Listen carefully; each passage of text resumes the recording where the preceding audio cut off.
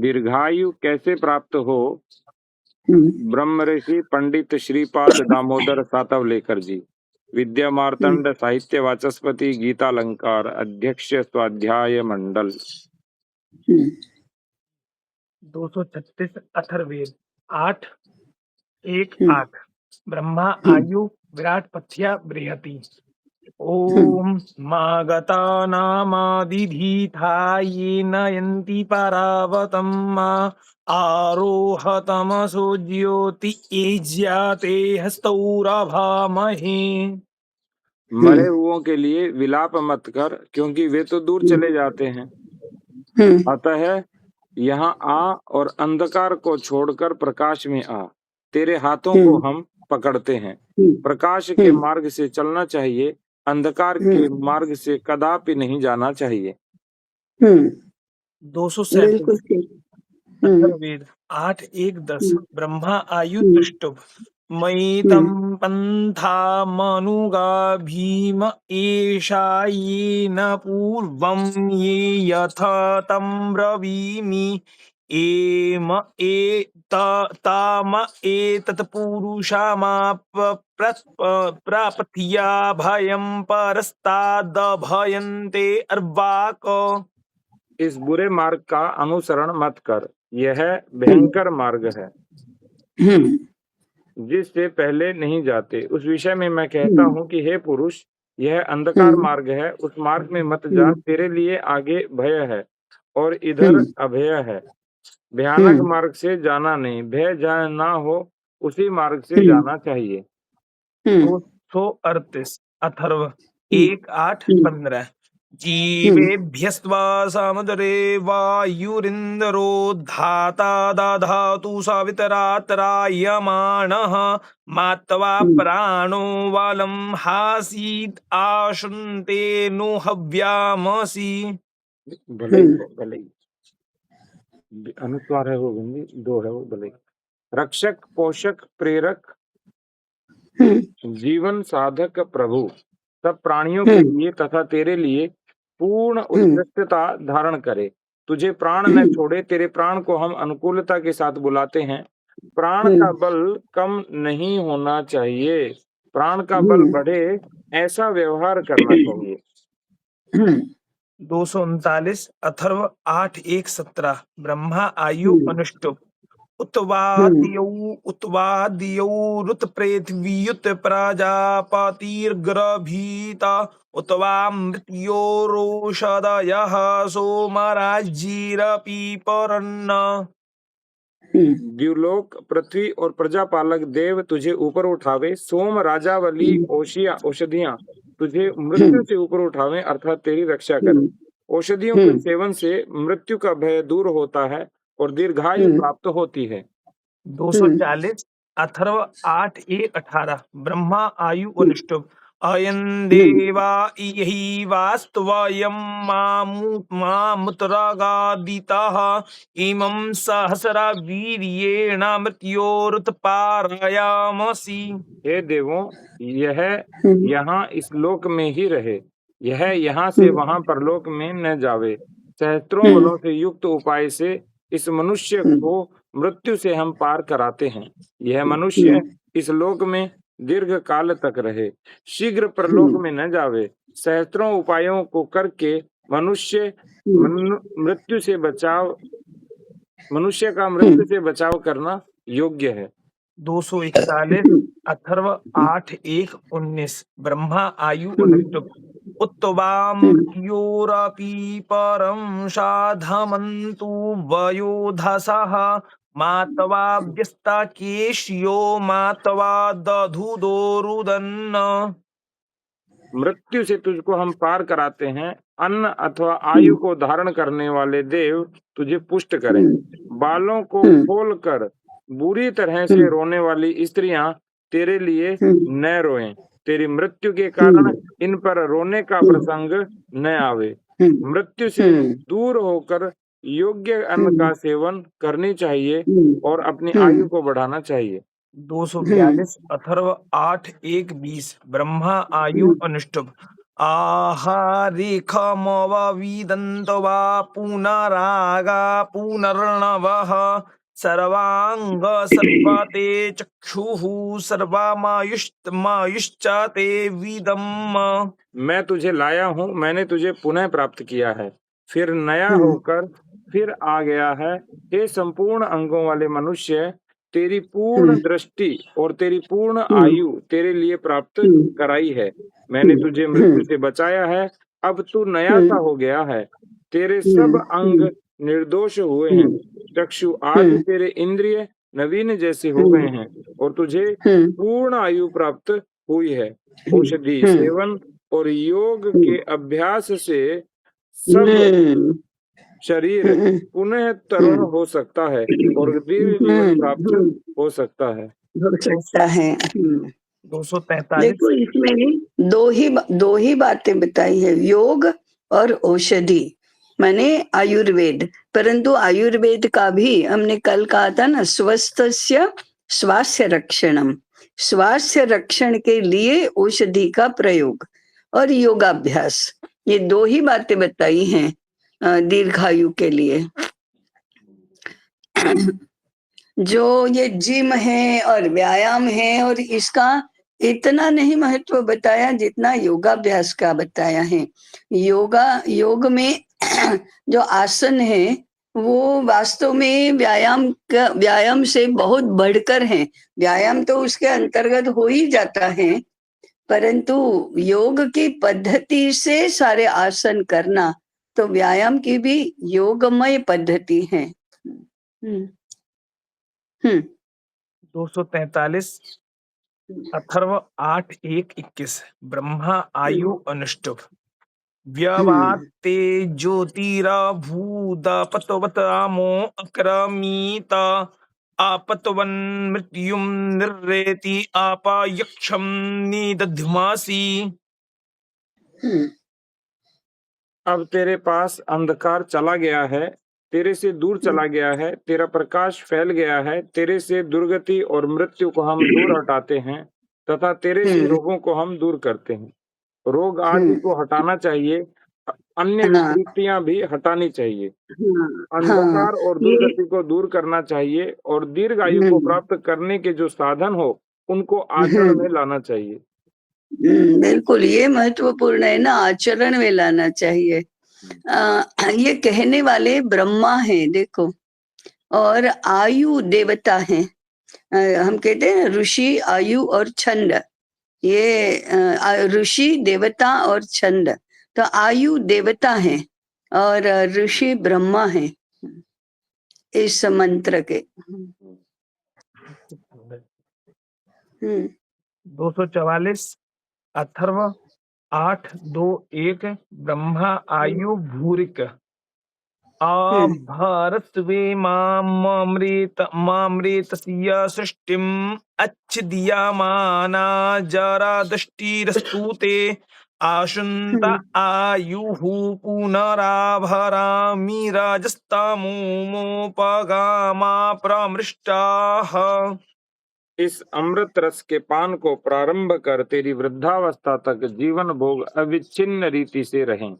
तेरे प्राण और जीवन को मैं अंदर तक पुनः भरता हूँ। भोग और अज्ञान के पास न जा, मर मत। औषधि के अमृत रस का पान करो। उत्तम वृद्धावस्था को स्वास्थ्य पूर्ण रीति से प्राप्त करो और दीर्घ आयु को पूर्ण आरोग्य के साथ प्राप्त करो। यानी पूर्ण आरोग्य रहना चाहिए था। हाँ, आरोग्य रहना चाहिए, वो तो है, बीमार होना अपराध है।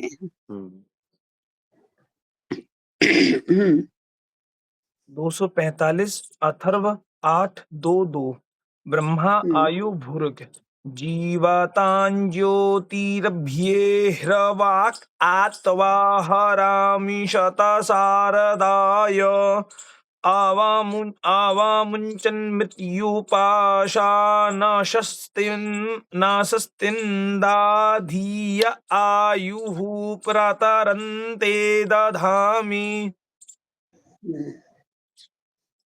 जीवित मनुष्यों की ज्योति इस ओर से प्राप्त कर, तुझे 100 वर्ष की आयु के लिए लाता हूँ।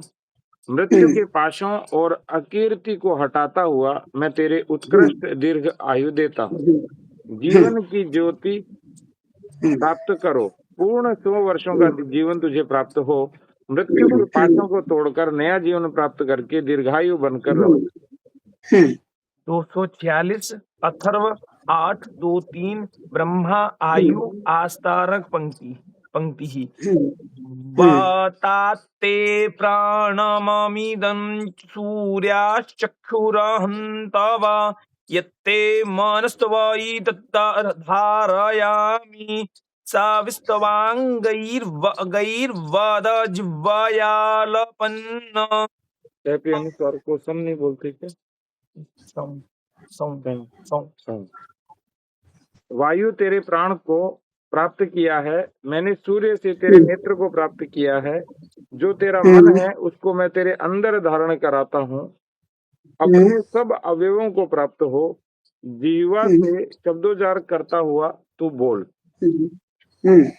वायु से प्राण, सूर्य से नेत्र, इस तरह अन्य देवों से अन्य अवयव बने हैं।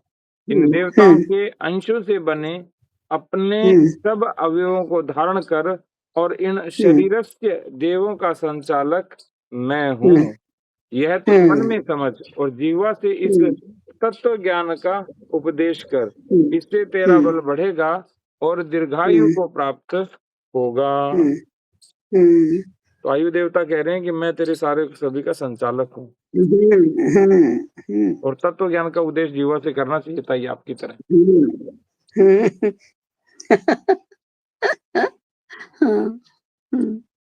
247 अथर्व 8:2-4 ब्रह्मा आयु प्रस्तार पंक्ति ही प्राणेन तवा द्विपादां च तत्पादां अग्निमिव जातमभिषं दधामि नमस्ते मृत्यो चक्षुखे नमः प्राणाय ते कर्म। अभी उत्पन्न हुए अग्नि के समान द्विपाद और चतुष्पादों के प्राण से जीवन देता हूँ। हे मृत्यु, तेरी नेत्र इंद्रिय के लिए नमस्कार और तेरे प्राण के लिए नमन करता हूँ। शरीर में 10 प्राणों में प्राण मुख्य है तथा इंद्रियों में नेत्र मुख्य है। अच्छा, हाँ, इंद्रियों में नेत्र मुख्य है। नेत्र मुख्य है। इनकी श्रेष्ठता जानकर इनको प्रणाम किया जाए, अर्थात इनकी शक्ति श्रेष्ठ कार्यों में लगाई जाए। प्राण और नेत्र की शक्ति कभी बुरी प्रवृत्ति में इनको न प्रयुक्त किया जाए। सब प्राणियों में यही प्राण शक्ति कार्य कर रही है, जिससे सब पशु पक्षी और मानव जीवित रहते हैं। इस प्राण का कार्य देखकर अपने अंदर के प्राण को बलवान बनाना चाहिए। 48 अथर्व 8:2-5 ब्रह्मा आयु अनुष्टुप अयं जीवतु मामृतेमं समीरयामसि कृणोम्यस्मै भेषजं मृत्यो मा पुरुषं वधीहि। पहले देवता आते हैं, बाद में ऋषि आते हैं ना? नहीं, ब्रह्मा पहले देवता, ब्रह्मा देवता आयु ऋषि ना, आयु ऋषि नहीं है, आयु देवता है। पहले ऋषि आते हैं। देखो ना, विश्वामित्र, अग्नि और छंद ऐसे आता है। ऋषि, देवता, छंद। तो जिस ऋषि ने जिन देवताओं का साक्षात्कार किया और जिस छंद या मंत्र को देखा, छंद में, हाँ वही। ठीक है। यह पुरुष जीवित रहे न मरे, इसको हम सचेत करते हैं। इसके लिए मैं औषध बनाता हूँ। हे मृत्यु, पुरुष का वध न कर। मैं शीघ्र मरूंगा नहीं। शरीर में दोष हुआ तो मैं औषधि का सेवन करके उन दोषों को अपने शरीर से हटा दूंगा और मृत्यु को दूर करके दीर्घ जीवन प्राप्त करूंगा। 249 अथर्व 8:2-7 ब्रह्मा आयु भूरेगा आदिब्रूहि मारभथाः सृजे मन्तविव सर्वाहाय इह तु आवा सर्वौ मृडतं शर्मा यच्छतं आपस्दिया दूरितं दत्तमायुः। तो उपदेश कर, पूरा बर्ताव न कर। इस पुरुष को जगत में चला, तेरा होकर यह पूर्ण आयु तक यहाँ रहे। हे भव और शर्व, तुम दोनों सुखी रहो। सुखी सुख दो, पाप को दूर करके दीर्घायु धारण कराओ।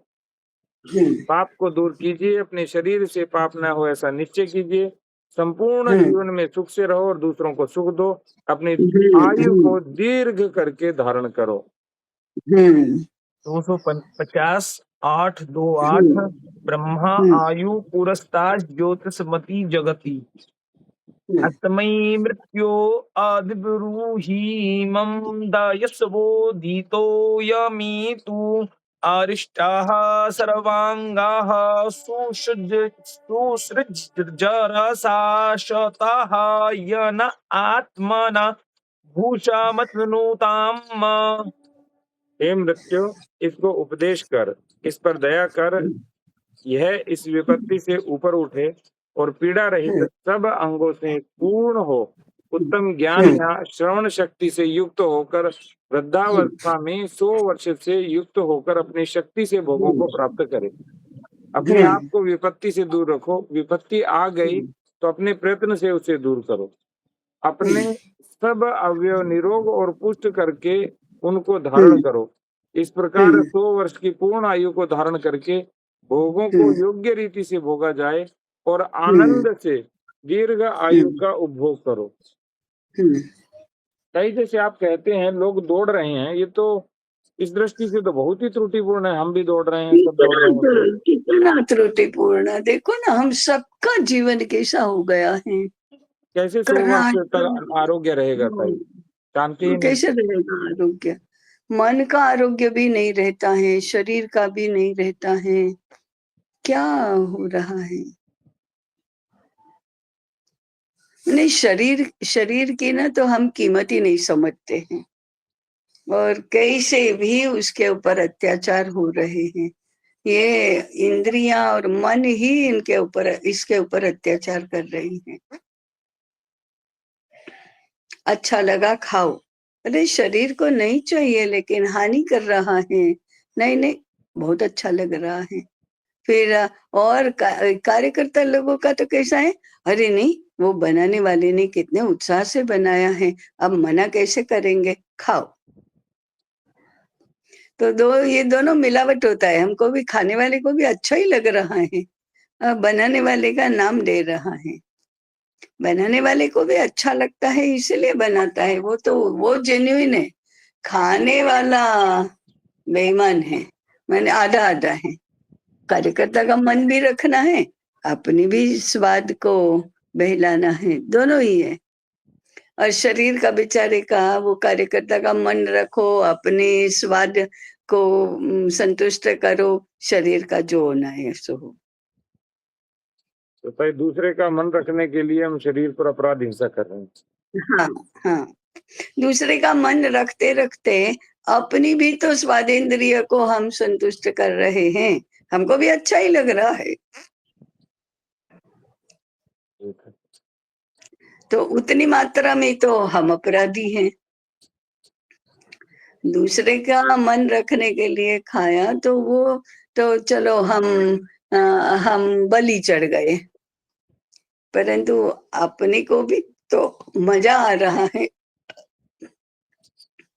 उतनी मात्रा में तो हमारा प्रमाद ही है ना, तो इससे रोक नहीं सकते। हम बहुत अच्छा बना है, वास्तव में बहुत अच्छा बना होता है, इसलिए नहीं अच्छा बना ना, नहीं हमको अच्छा लगता तो कहते हैं नहीं नहीं बस बहुत हो गया, अभी नहीं खाना है, ऐसा कह देते हैं। चलो, तो ये न मन के व्यापार सारे हैं, बहुत अटपटे हैं, बहुत उलझे हुए हैं। 251 अथर्व 8:2-9 ब्रह्मा आयु पंचपदा जगति देवानां हेतिः पारित्वा वृणक्तु पारायामित्वा राजास उत्वा मृत्योरपि परम् आरादग्निं क्रव्यादन्निरूहं जीवा तवेते परिदिन्दधामि। देवों के शस्त्र तुझे दूर रखें, तुझे रजोगुण से पार कराता। तुझे मृत्यु से उठाया है, तू मृत्यु से दूर हो चुका। मांस भक्षक अग्नि को दूर रखता हूँ, तेरे जीवन के लिए मर्यादा निश्चित करता हूँ। मारक शस्त्र तेरे पास न आ जाए, भोगों में तू लिप्त न हो। मृत्यु से तुझे ऊपर उठाया है। मांस भक्षक अग्नि अर्थात प्रेत को जलाने वाली अग्नि से तुझसे दूर किया है, अर्थात तू शीघ्र नहीं मरेगा। तेरा जीवन की मर्यादा सुदीर्घ है। 252 अथर्व 8:2-11 ब्रह्मा आयु विराट पंक्ति ही। कृष्णोमि ते प्राणापानुजरां मृत्युं दीर्घमायुः स्वस्ति वैवस्वतेन प्रहिता नियमदूतां चरतोपसेधामि सर्वान्। तेरे लिए प्राण, अपान, बुढ़ापा, दीर्घायु और अंत में मृत्यु कल्याण में करता हूँ। विवस्वान सूर्य से उत्पन्न काल के भेजे हुए सर्वत्र संचार करने वाले सब यमदूतों को मैं दूर करता हूँ। प्राण और अपान बलशाली हो, वृद्धावस्था के पीछे मृत्यु हो, दीर्घायु प्राप्त हो और सुखमय जीवन हो। यम के दूत दूर हो जाएं, वे इस मनुष्य को न ले जाएं। 253 अथर्व 8:2-13 ब्रह्मा आयु त्रिष्टुप अग्नेष्टे प्राणममृतादायुष्मतो वन्वेजात वेदसः यथा नरिख्या अमृतः सजूरसः तत्ते कृणोमि तदुते समृध्यताम्। अमर आयु वाले जात वेद अग्नि से तेरे प्राण को प्राप्त करता हूँ, जिससे अमर होकर तू विनिष्ट नहीं होगा। उसके दीर्घ जीवन के साथ रह, वह तेरा कार्य समृद्धि युक्त होवे। दीर्घायु प्राप्त करने के लिए प्राणायाम से प्राणों का बल बढ़ाओ। मनुष्य दीर्घ जीवन से युक्त होवे। दीर्घायु प्राप्त करने का मनुष्य का वह प्रयत्न सफल हो। मनुष्य दीर्घायु होकर यहाँ आनंद के साथ रहे। 254 अथर्व 8:2-18 ब्रह्मा आयु अनुष्टुप शिवौ तेस्तां दीहि सावदो मधु एतौ यक्ष्मं विववाधेते एतौ मुञ्चतो हंसः। चावल और जौ तेरे लिए कल्याणकारी और कफ न करने वाले और खाने के लिए सुखदायक हों। ये दोनों रोग का नाश करते हैं और ये दोनों पाप से मुक्त रहें। चावल और जो कल्याण करने वाले हैं, ये कफ को दूर करते हैं और जीवन का आनंद देते हैं। शरीर के रोग को ये दूर करते हैं और पाप करने की इच्छा को नष्ट कर देते हैं। तो कई आजकल कहते हैं कि धान में 250 ग्लूटीन होता है। अरे वो भारतवर्ष का मुख्य आहार चावल है। ओदनम, अन्नम, यो सब चावल ही चावल है।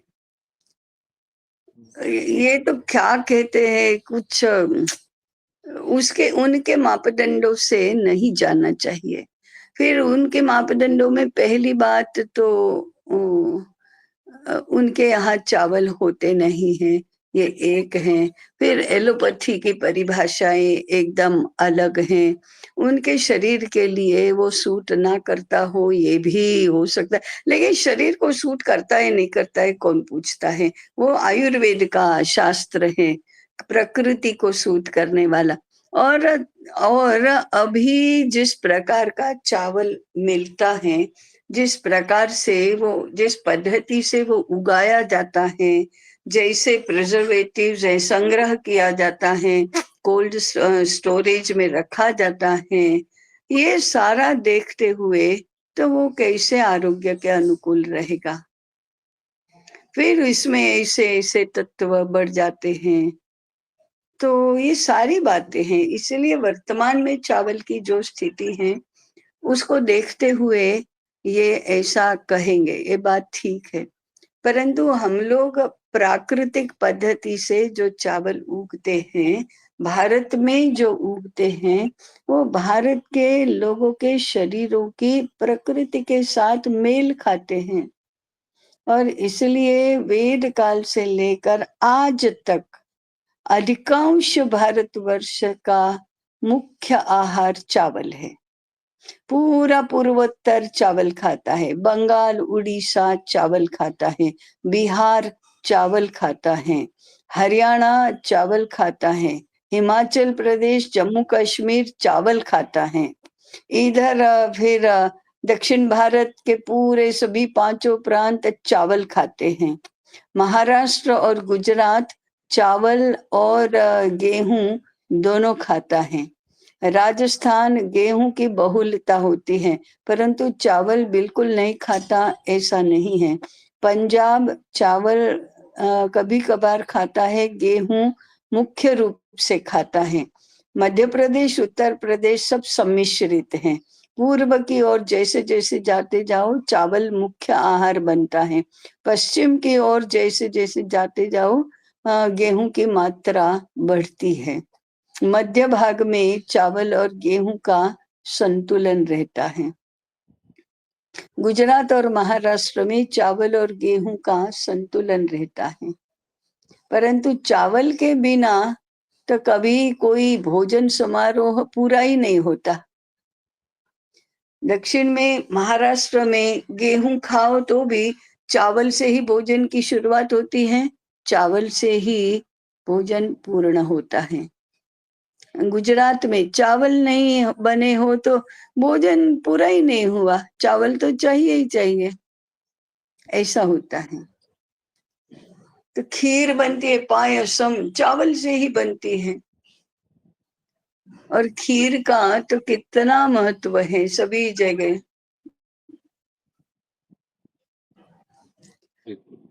हाँ, तो ये क्या कहते, अब चावल से डायबिटीज होना गलत बात है, चावल से मोटा हो जाना गलत बात है। दक्षिण के लोग कहाँ मोटे होते हैं, कहाँ डायबिटीज होती है, कितना चावल खाते हैं। कहते हैं तभी चावल से भूदान। हाँ, वो ताई जिनके समय वो करते हैं वलिर वैश्वदेव यज्ञ, हाँ, वो सब चावल चावल ही होता है। उसमें भी चावल की प्रारंभ पिंडदान भोग लगाते चावल का ही होता है।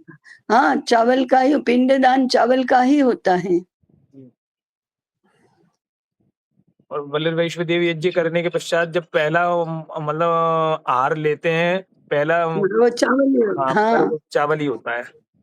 चावल ही होता है। ओदनम उसी से शुरुआत होती है। दही भात, साखर भात, सब सब चावल के इतने प्रकार हैं। ये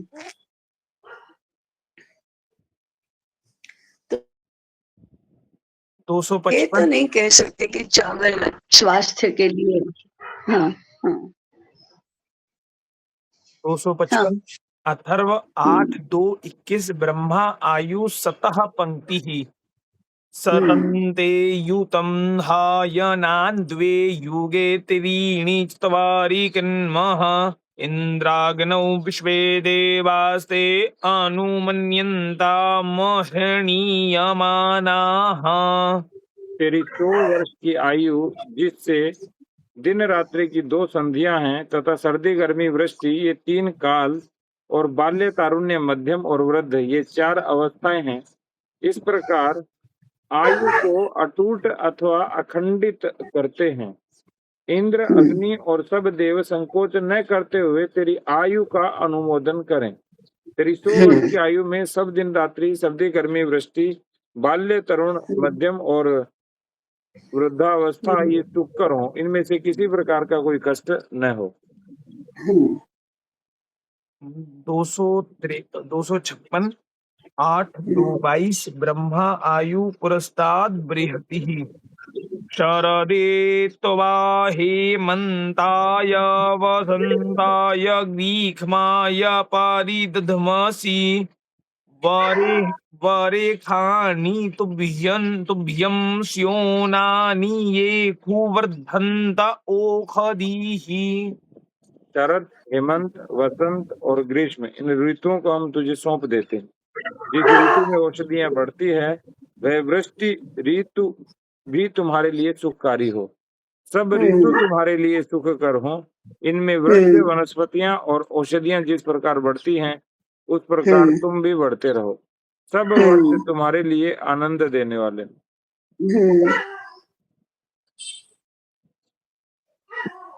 262 अथर्व 9 257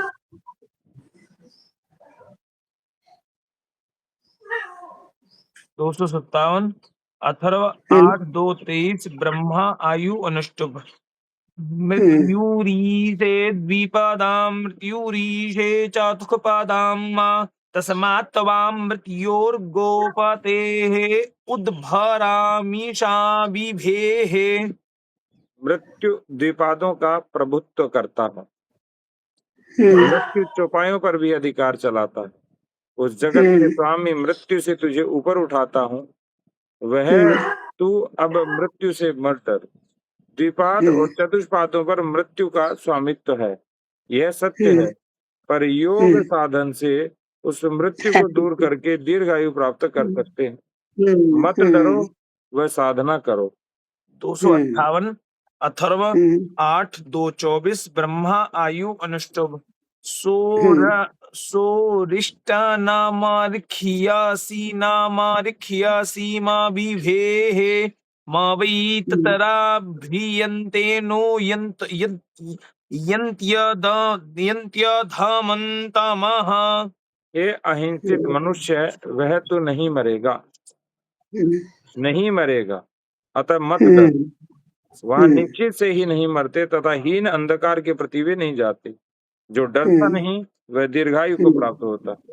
धैर्य धारण करने से हीन अंधकार दूर हो जाता है और प्रकाश का मार्ग दिख सकता है, जिस पर से जाने से मृत्यु का भय दूर होकर दीर्घायु प्राप्त हो सकती है। जो डरता रहेगा उसकी मृत्यु शीघ्र होगी, अतः भयभीत होना हानिकारक है। 259 अथर्व 8:2-25 ब्रह्मा आयु अनुष्टुप। सर्वो वै ततरा जीवति गौरश्वः पुरुषः पशुः यत्रेदं ब्रह्म क्रियते परिधिर्जीवनाय क्रम। जहाँ तक ज्ञान और जीवन के लिए सुखमयी मर्यादा की जाती है, वहाँ गाय, घोड़ा, पशु और मनुष्य सब कोई जीवित रहता है। ज्ञान प्राप्त करना और जीवन की मर्यादा सुदीर्घ करने के उपाय योग्य रीति से करना, इससे सबकी आयु बढ़ सकती है। 260 अथर्व 8:2-26 ब्रह्मा आयु अस्तार पंक्ति ही। पात्वा पातु समानेभ्यो अभिचारात् सवन्भ्यः आमभिर्भवामृतोति जीवो माते हासिशुरसवः शरीरम्। समान बांधवों से होने वाले हमले से तेरी रक्षा होवे। तू अक्षीण, अमर और दीर्घ जीवी हो। प्राण तेरे शरीर को न छोड़े।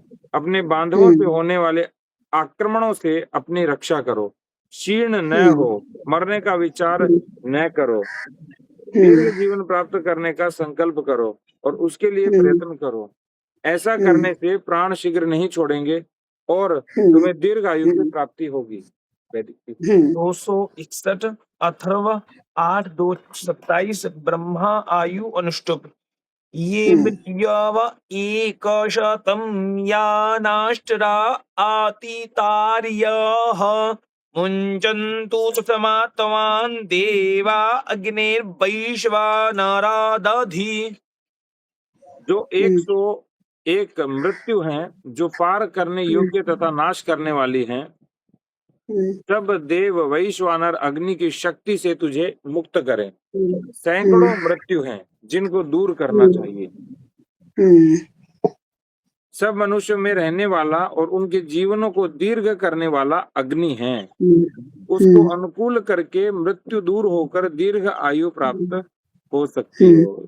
ताई जैसे जो मृत्यु के हमें 101 प्रकार भी लिखने चाहिए कि ये मृत्यु है, जैसे कहीं ना कहीं होगा। इन्होंने लिखा हाँ, ये एक शतम मृत्युवः कि जो 101 मृत्यु है। हम्म, तो उन मैं यही 101 पूछने वाली थी कि ये 101 मृत्यु क्या है, कौन से हैं? मुझे लग रहा चाहिए होगा जैसे हाँ, अग्नि भय, चोर भय। गरुड़ पुराण में इसका वर्णन तो है। गरुड़ पुराण में है, पंडित जी कह रहे हैं गरुड़ पुराण में है। अच्छा, माने वो तो मृत्यु किससे होती है, वही है ताई। ये है। हाँ, यही मेरे को आ रहा है भाव इससे समझ। फिर से पढ़ो अनुवाद। ये अनुवाद एक और शतम भाषण। मृत्युवः, जो हाँ, 101 मृत्यु है। हाँ, या अतितार्याः नाष्ट्राः, जो पार करने हम्म, योग्य तथा नाश करने वाली है। हम्म, उससे देवाः हम्म, वैश्वानरात अग्नेः, सब देव हम्म, वैश्वानर अग्नि की शक्ति से तुझे हम्म, अधिमुंचन्तु, मुक्त करें। मुक्त करे। सैकड़ों मृत्यु हैं हम्म, जिनको दूर करना चाहिए। सब मनुष्यों में रहने वाला और उनके जीवन को दीर्घ करने वाला अग्नि है। उसको हम्म, अनुकूल करने से मृत्यु दूर होकर हम्म, दीर्घायु प्राप्त हो सकती है। हम्म, बताइए, ये जो अग्नि को हमेशा इसीलिए कहते हैं कि हमेशा गुनगुने पानी से नहाना चाहिए। हाँ, हम्म, ठंडे पानी से नहीं। हाँ, निषेध किया गया ना ताई ठंडा पानी तो, हाँ, हाँ, यानी ग्रीष्म काल में भी नहीं नहाना चाहिए ठंडे से। हाँ, हाँ, जी। उसमें तई ये हो सकता है ना, जैसे गरुड़ पुराण है उसमें कि जैसे इसमें मृत्यु का जो वर्णन दिया गया है कि गरुड़ पुराण में आया हम्म, किस प्रकार की मृत्यु से किस योनि मिलेगी या क्या आगे चल के क्या होना आपके साथ, तो वो भी तो इसका अर्थ हो सकता है ना। हाँ, नहीं, मृत्यु तो एक ही है ना, किस किस प्रक्रिया से, किस कारण से, किस निमित्त से, किस पदार्थ से हुई, वो तो उसका निमित्त है। पर मृत्यु तो एक ही हुई ना, तो एक शतम मृत्यु जो है वो क्या है? उदाहरण के लिए मन खराब हो जाना, शोकग्रस्त हो जाना, ये भी मृत्यु हो सकती है। मृत्यु शरीर और प्राण के विच्छेद को ही क्यों कहे? वो आयु तो कम करती है ना। मन शोक में डूबा हुआ है, अपमान से पीड़ा हो रही है, शर्म से किसी को मुंह दिखाने लायक हम नहीं रहे ऐसा लगता है, वियोग से जो दुख होता है, हम अपने आप को भूल जाते हैं, माने हमारा विश्वास खत्म हो जाता है, तो नहीं, मैं किसी चीज के लायक ही नहीं हूँ ऐसा हीनता बोध होता है। वो भी तो सारे मृत्यु के ही स्वरूप हैं, तो और वे आयु तो कम करते ही हैं। ताई आयु भी कम करते हैं और ताई इसके लिए ना ऐसा भी कह सकते हैं जैसे मृत्यु के हाँ, प्रकार, मतलब इसमें कहा है कि मृत्यु के प्रकार। अब जैसे पहले न्याय हाँ, संहिता के अनुसार क्या था कि हम्म, ब्राह्मण जो थे, हम्म, ब्राह्मण को मृत्यु दंड हम्म, के अभाव में अपमानित करके हाँ, देश निकाला दे देते थे। अपमानित करो तो वो मृत्यु दंड के बराबर है। जी। ब्राह्मण अवध्य है तो फिर क्या करना, उसको दंड देना, तो अपमानित करो, अपमानित करके गाली देश दो। निकाला दे देते थे। हाँ, तुम्हारी विद्या, तुम विद्यावान हो ही नहीं, तुम, तो ये भी मृत्यु है। ब्राह्मण का अपमान ये उसका मृत्यु है। शील भंग स्त्री का ये उसकी मृत्यु है। ऐसा हो सकता है 100 प्रकार की मृत्यु, माने ये भी तो आयु कम ही करती है। अंत तो बतवा तो विद्या का नाश हो गया, कोई ऐसा विस्मृति का रोग हो गया तो विद्या का नाश हो गया, तो भी वो भी मृत्यु है। किसी ने शाप दे दिया और विद्या का नाश हो गया तो भी मृत्यु ही है। ये ईशावास्यम का मंत्र है, अविद्यया मृत्युम तीर्थवा विद्यया मृतमश्नुते।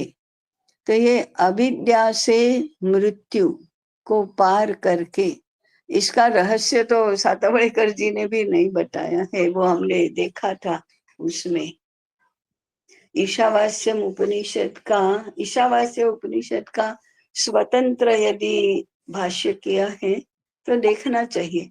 परंतु ये मृत्यु के प्रकार हम एक ही मृत्यु माने मुख्य रूप से शरीर और प्राण का विच्छेद हो जाना, शरीर को छोड़कर प्राण चले जाते हैं और पूरा सूक्ष्म शरीर माने अंतःकरण प्राण के साथ ही शरीर को छोड़ देता है, अन्नमय शरीर को छोड़ देता है, वो मृत्यु है, physical sense of the term.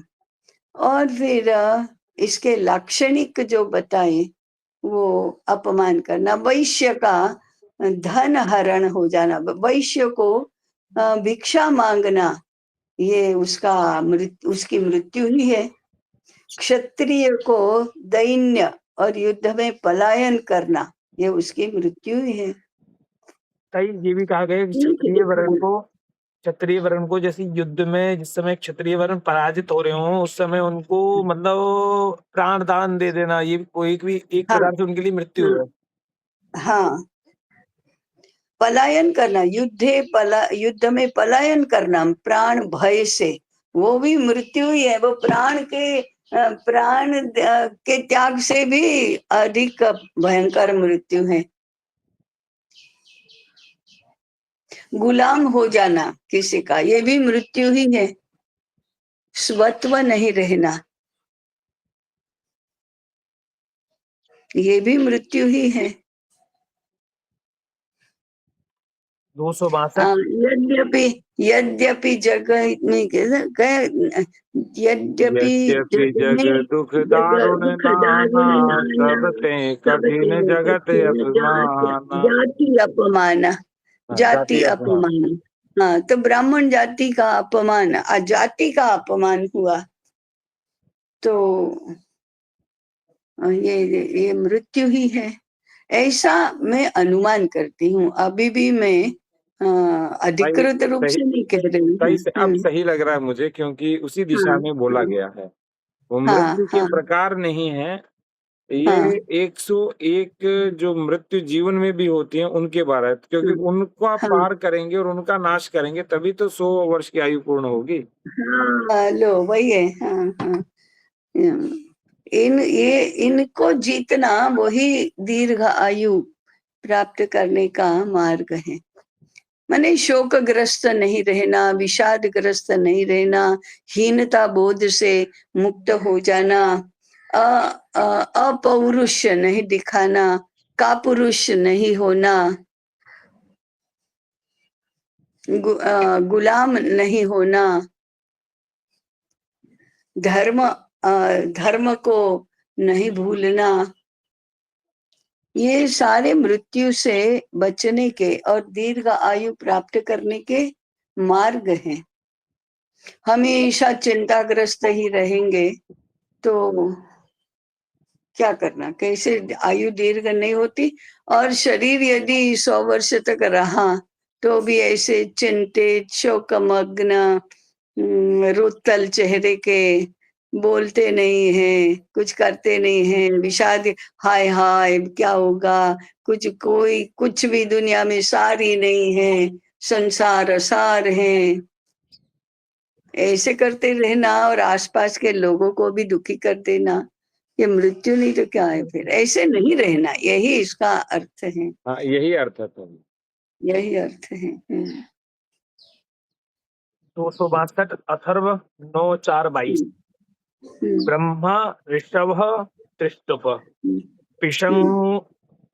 पीशंगरूपो नभसो वयोधा ऐन्द्रः शुक्मो विश्वरूपो न आगन्न आयुरस्मभ्यं दधत प्रजाञ्चरायश्च पौषैरभिः नः सचताम्। चमकीले रूप वाला, अन्न को धारण करने वाला, अनेक रूपों वाला इंद्र का बल द्युलोक से हमारे पास आया है। वह आयु, प्रजा और धन हमारे लिए धारण करता हुआ पुष्टियों से युक्त होकर हमें प्राप्त हो। इंद्र का तेजस्वी बल मनुष्य को आयु, प्रजा और धन देता है, हम्म, वह पुष्टि के हम्म, साथ मनुष्यों को प्राप्त हो। क्या हम्म, ताई? हम्म। पंडित जी, आप यजुर्वेदी हैं? जी हाँ, तो इसलिए यज्ञ में वो हस्त विन्यास भी होता ही होगा। जी ताई। हाँ, हाँ, ठीक है, ताई वो समझ में आ इसमें ना, गया। हाँ, हाँ, हाँ ताई इसमें हाँ, ये क्या है कि वैसे तो जो अथर्ववेद के मंत्र हैं, पर इसमें ना ताई हाँ, वो एक ये थोड़ा सा एक प्रश्न था मेरा कि जैसे हाँ, इसमें ना हाँ, छंद के बारे में आ रहे हैं, जैसे पीछे आया अनुष्टुप छंद के मंत्र हाँ, आए हैं। हाँ, तो हाँ, ताई हाँ, जैसे हाँ। अनुष्टुप छंद का एक प्रकार से जैसे हमारी दुर्गा सप्तशती है या गीता है, इनमें अनुष्टुप अनुष्टुप भी है। छंद, अनुष्टुप छंद हाँ, बोलने का प्रकार है। जैसे कोई हाँ, श्लोक है, जैसे ये ताई धर्म क्षेत्रे कुरुक्षेत्रे समवेता कुरुक्षेत्र में। युद्ध सभा हाँ, मामका हाँ, पांडव हाँ, शिवा किम कुरुवत संजय। तो ये ना हाँ। अनुष्टुप छंद बोलने का एक विधान है, पर ताई ये वैदिक हाँ, मंत्र में अनुष्टुप छंद किस प्रकार से बोल सकते हैं? नहीं, नहीं, वो जो स्वरित पद्धति है वो तो रहेगी, जी ताई। परंतु उसका ये देखो, अभी बीच में अनुष्टुप आया था, वो 8 अक्षर का ही एक पाद होगा। जी ताई 8 अक्षर का ही था वो। हाँ, हाँ, तो इसलिए वो अनुष्टुप छंद है। जैसे ओम संगच्छध्वं संवदध्वं शंभो मनांसि जानताम देवा भागं यथा पूर्वे संजानाना उपासते। अनुष्टुप है, परंतु नोटेशन उसका स्वरित है, तो स्वर उसके नी सा रे ऐसे ही है। जी ताई, जैसे कि ताई हमारे शुक्ल यजुर्वेद में आता है माध्यान्दिनी शाखा में, हाँ, ताई माध्यान्दिनी शाखा हाँ, का हूँ। तो अच्छा, शुक्ल हाँ, यजुर्वेद हाँ, में 2 शाखाएं होती है ना, कांड शाखा और माध्यान्दिनी शाखा। हाँ, तो हाँ, माध्या ये राजेंद्र जी याज्ञवल्क्य परंपरा के हैं। जी ताई, हमारी भी याज्ञवल्क्य की शिक्षा हाँ, ही है। वही वही याज्ञवल्क्य परंपरा के हैं। हाँ। ठीक है। तो ताई इसमें हम्म, ना जैसे हर मंत्र के अलग-अलग छंद होते हैं, हम्म, पर मंत्र का हाँ, बोलने का अलग प्रकार अलग एक ही होते होता हैं। है। हाँ, हाँ, मंत्र का जैसे बोलने का प्रकार, जैसे हमने इखेत्वुर जेत्वा अगर प्रारंभ किया है, तो ईशावास्यम खम ब्रह्मा तक एक ही प्रकार रहेगा बोलने का। पर छंद हर हाँ, मंत्र के अलग रहेंगे, देवता, छंद, अलग ऋषि, ये सब अलग। अलग-अलग रहेंगे। हाँ, हाँ, हाँ, छंद अलग अलग होंगे, तो यति अलग अलग भी होगी ही। आप कहीं बहुत अच्छे जानकार लोगों के पास ये जाकर देखना कि देखो, पद्धति तो एक ही रहेगी, क्योंकि उसकी स्वरित पद्धति ही रहती है, तो स्वर तो वही के वही रहेंगे। छंद के अनुसार उसकी लंबाई ये कम होगी, यति अलग अलग होगी। जैसे अनुष्टुप की यति कैसे होती है? ओम संगच्छध्वं संवदध्वं, यति आ गई। जी ताई। 8, हाँ, एक पाद के बाद यति आई। अब गायत्री की अलग से होगी। ओम भूर्भुवः स्वः, वहां यति आ गई, क्योंकि उसकी छंद रचना अलग है, अक्षरों की रचना, अक्षरों का ये अलग गणना है, तो उसका गाने का ये भी अलग होगा। ओम भूर्भुवः स्वः तत्सवितुर्वरेण्यं भर्गो देवस्य धीमहि धियो यो नः प्रचोदयात्। तो वो 4, उसके भी 4 पाद तो हो ही रहे हैं, परंतु चारों में अक्षरों की संख्या अलग अलग है, परंतु स्वर वही रहेंगे। जी ताई। हाँ, हाँ।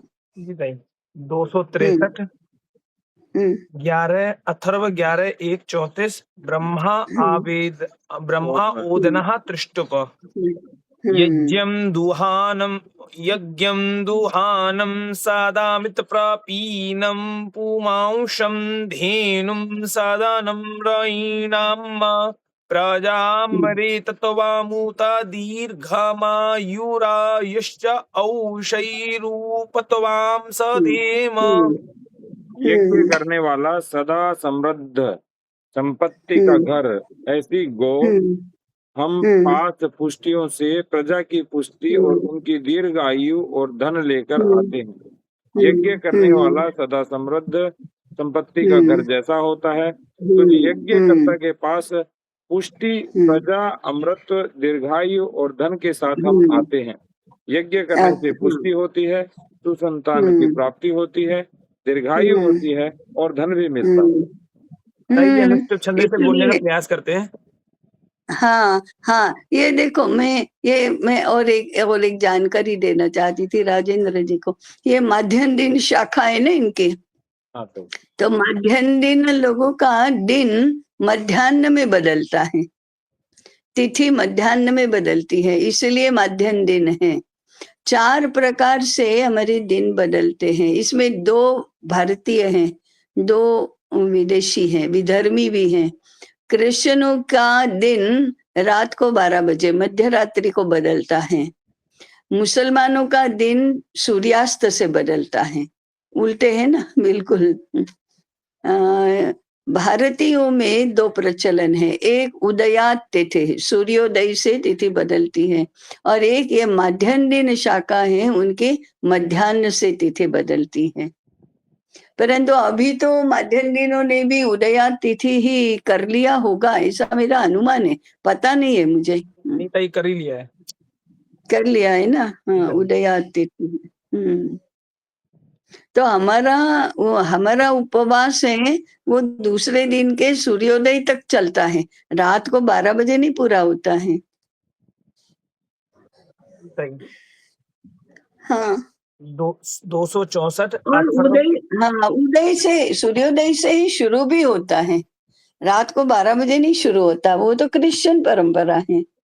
हाँ ताई, बहुत व्यक्ति होते हैं रात के 12 बजे तो आहार लेना बंद कर देते हैं, उपवास प्रारंभ हो हाँ बंद कर देते, हाँ उपवास है करके।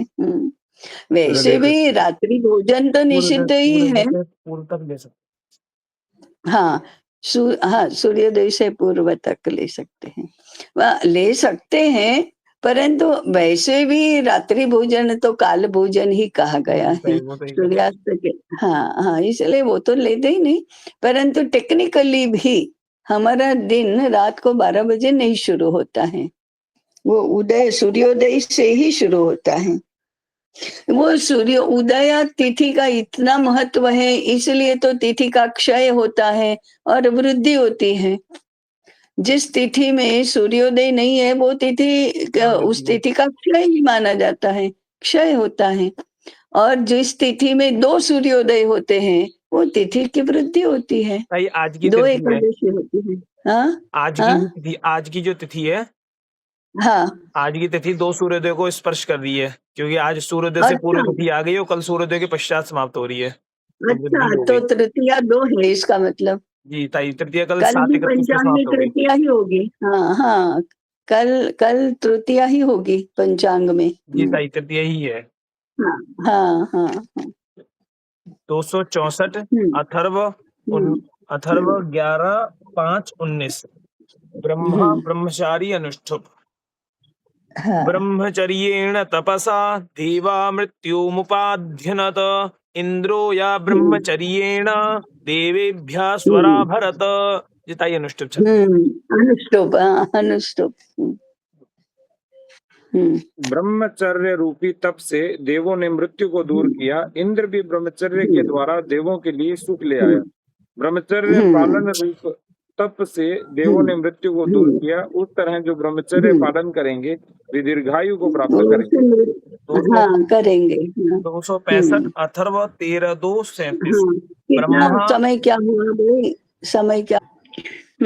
अध्यात्म पंचपदा विराट गर्भा जगति, दिवस पृष्ठे धावमानं सुपर्णम् आदित्याः पुत्रन्नाथ काम उपयामि भीताः सनः सूर्य प्रातिर दीर्घमायुः मारीषाम सुमतौ ते स्याम।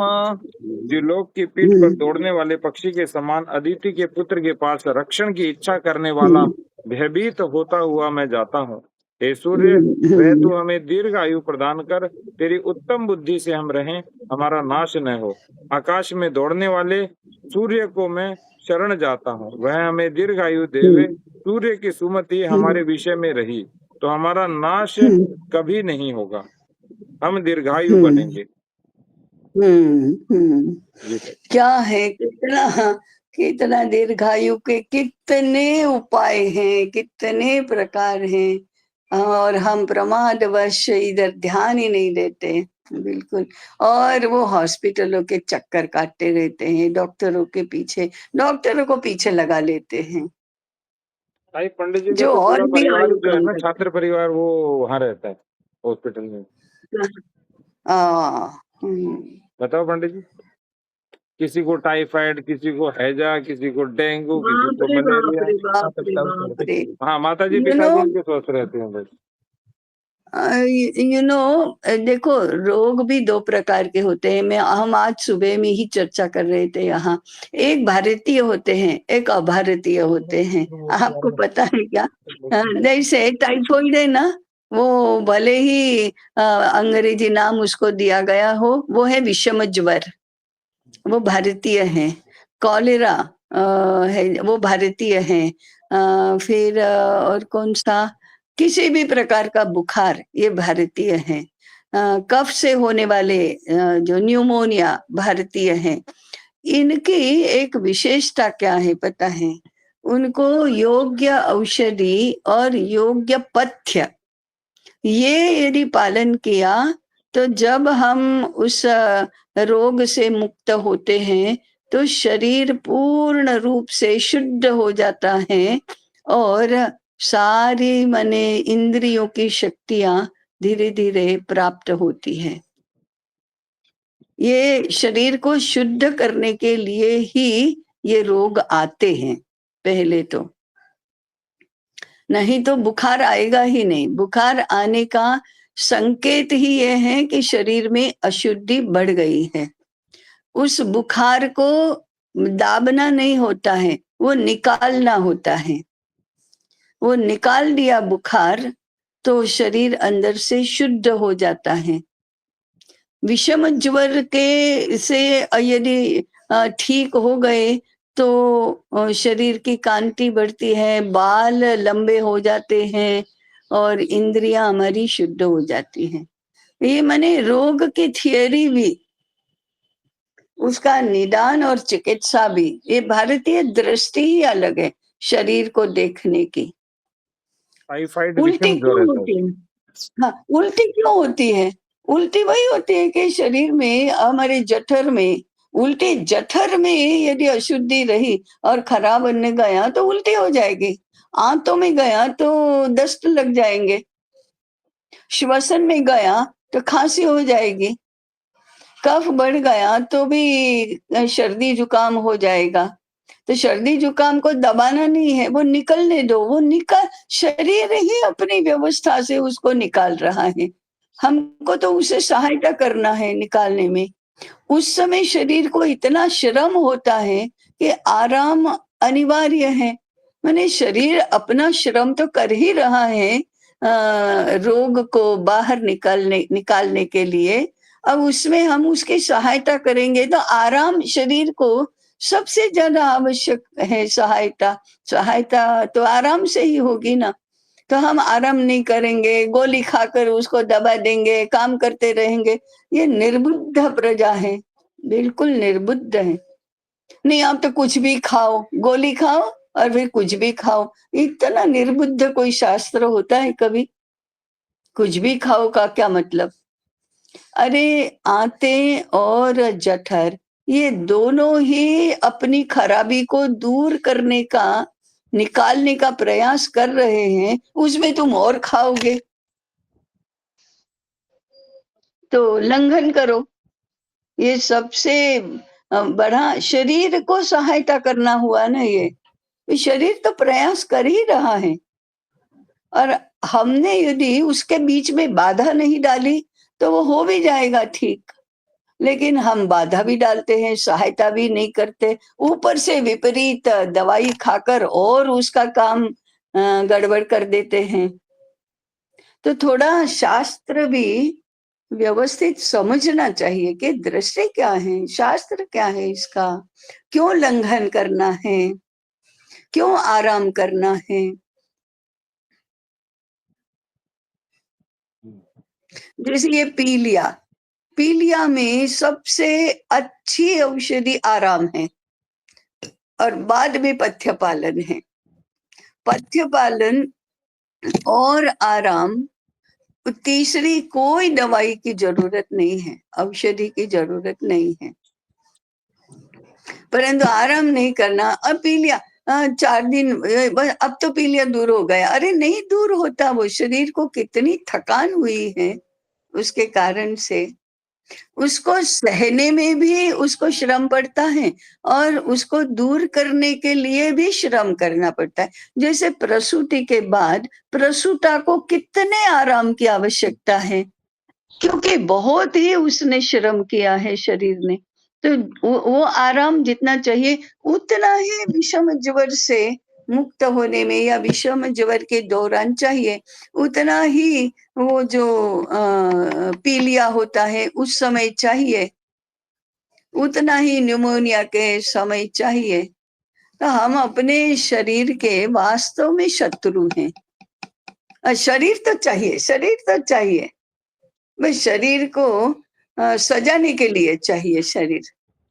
अरे भाई शरीर का धर्म साधना का साधन है, तो उसको ठीक तो रखो, शरीर से प्रेम करो ना, लेकिन प्रेम करो माने उसको, उसकी सुरक्षा करो।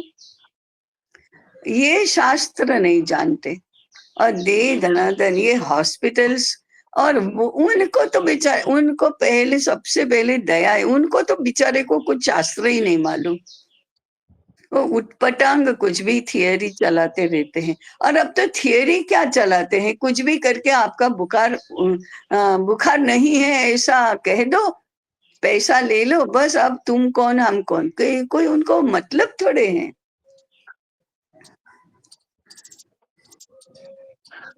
ऐसा है, चलो चलो चलो।